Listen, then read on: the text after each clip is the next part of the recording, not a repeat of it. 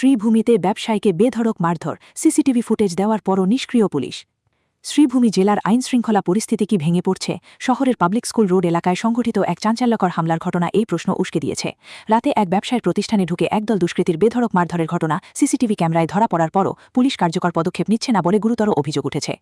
জানা গেছে, গত ১৬ মে রাত 10:30 থেকে 11টার মধ্যে এই হামলার ঘটনা ঘটে।